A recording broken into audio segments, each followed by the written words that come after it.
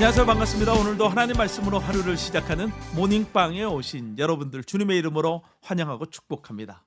어느덧 가을이 성큼 다가왔습니다. 지난달 30일에 설악산에 첫 단풍이 들었다고 합니다. 단풍을 구경하는 방법이 산마다 조금씩 차이가 난다고 합니다. 우위령은 걸으면서 단풍을 감상하면 좋지만 한계령은 차를 타고 멀리서 바라보면서 구경하면 더 좋다고 합니다. 때로는 너무 가까이 가서 봄으로써 단풍의 아름다움을 보지 못할 수도 있다는 것이죠. 오늘 우리가 함께 묵상할 하나님의 말씀은 열왕기상 13장 20절에서 34절 말씀입니다. 열왕기상 13장은 여로보암의 죄에 대한 말씀으로 처음과 끝이 감싸져 있습니다. 그리고 그 속에 여로보암, 하나님의 사람, 또 늙은 선지자 등이 등장하고 또 여로보암의 손이 말랐다 낫게 되는 사건, 또 베델의 제단이 갈라지는 사건, 또 늙은 선지자에게 하나님의 말씀이 임하는 사건, 또 하나님의 사람이 사자에 찢겨 죽는 사건, 또 하나님의 사람 곁에 사자와 나귀가 서 있는 사건 등이 나옵니다. 아마 여러분들이 열왕기상 13장을 묵상할 때 사건들이 연결되는 듯 하면서도 뭔가 이상하다라는 것을 느꼈을 거예요.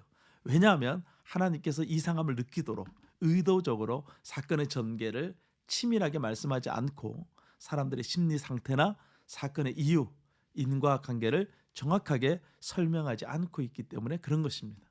이렇게 말씀이 난해할 때는 말씀을 조금 멀리서 바라보는 것이 필요합니다. 이런 방법을 거시적 방법이라고 말합니다. 이 거시적인 성경 해석 방법 중에 하나는 문맥을 통해서 본문을 바라보는 거예요. 하지만 열왕기상 13장은 전체 문맥을 통해서도 이해하기가 조금 어렵습니다. 거시적인 방법, 또 다른 방법이 있어요. 그것은 예수 그리스도를 통해서 본문을 바라보는 것인데 이런 방법을 구속사적 방법이라고 합니다. 오늘 본문에 나오는 사람들의 이름이나 사자와 같은 것들을 보지 말고 좀 더 멀리서 본문을 바라보면 우리는 우리가 잘 알고 있는 어떤 이야기와 비슷하다는 것을 알 수 있습니다. 그렇게 13장을 다시 보겠습니다. 하나님께서 선지자를 보내셨습니다. 선지자는 하나님의 말씀을 전했습니다. 선지자는 병도 고치는 이적도 행했습니다. 선지자는 이스라엘 곳곳을 다니면서 하나님의 말씀을 전했습니다. 그러나 사람들은 선지자를 결국 죽였습니다. 선지자가 죽자 한 늙은 사람이 선지자의 말을 믿었습니다.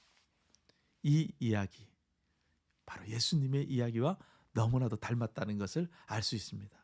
하나님께서 예수님을 이 땅에 보내셔서 말씀을 전하게 하시고 이적을 행하시고 이스라엘 곳곳을 다니면서 하나님의 말씀을 선포하셨지만 사람들은 예수님을 십자가에 못 박아 죽였습니다.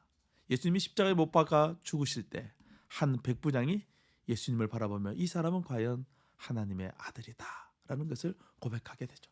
하나님은 끝까지 불순종하는 이스라엘 사람들을 위해서 하나님의 사람을 보내셔서 돌아오도록 말씀을 전하시는 것이죠. 그들은 하나님이 보낸 선지자들을 위협하고 때리고 죽였습니다. 그럼에도 하나님은 포기하지 않으시고 자기 아들까지 보내셔서 돌아오라고 말합니다. 그러나 안타깝게도 결국 그 아들마저도 죽이게 되죠. 그러나 그 아들의 죽음은 끝이 아니었어요.